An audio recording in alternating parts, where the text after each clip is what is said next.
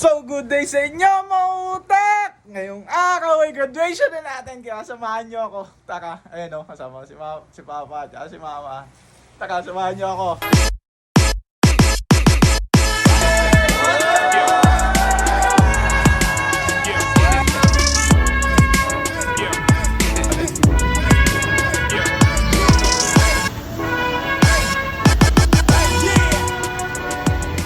So good day sa inyo mga utak! Ngayong araw ay finally after 17 years na pag-aaral mga utak ay nakagraduate na tayo. Unang-una nagpapasalamat ako sa Diyos, sa pamilya ko at sa lahat na sumuporta sa akin, lalo na sa pag-aaral ko. At syempre binabati ko yung sarili ko dahil naniwala ako sa kakayahan ko na kaya ko makapagtapos kahit anong problema man yung humarang, kahit kapusin man sa pera, kahit harangan man ako ng mataas na building, tatagusan ko makapagtapos lang. Binabati ko yung mga klase ko at yung mga kasabay ko na nagtapos ngayon 2024. Nice one! At syempre, isang saludo pa din sa mga kabatchmate ko na hindi na nakatapos dahil mas pinili magtrabaho para sa pamilya. Salud! Tuloy-tuloy lang. Ngayon, pare-pares na tayo lalaban sa buhay. At yun lang mga utak. Talagang gusto ko lang magpasalamat sa vlog na to. Maraming salamat sa inyo, lalo na sa lagi nakasuporta sa akin, sa pamilya, at syempre lalo na kay Lord. Katapusan ko na!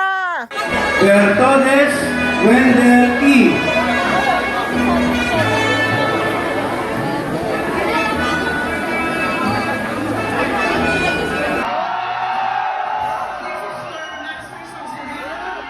At syempre mga utak, after graduation, matik celebration! Ayun o! Sama ako dyan! Rekta naman kami dito mga utak sa isang kainan na napakaganda na malapit lang sa amin. Dito nga mga utak ay nagsiserve sila ng iba't ibang klase ng Filipino food at sila nga ang the best bulaluhan in town. Malawak ang area, IG-worthy dahil sa pakubo-kubo nila na dining. Kahit saan ka pumesto dito ay talaga naman pwede ka mag-picture-picture. Kaya naman mautak, bukod sa na-enjoy namin na kumain dito ay sobrang sarap na sarap talaga kami sa mga food trip nila.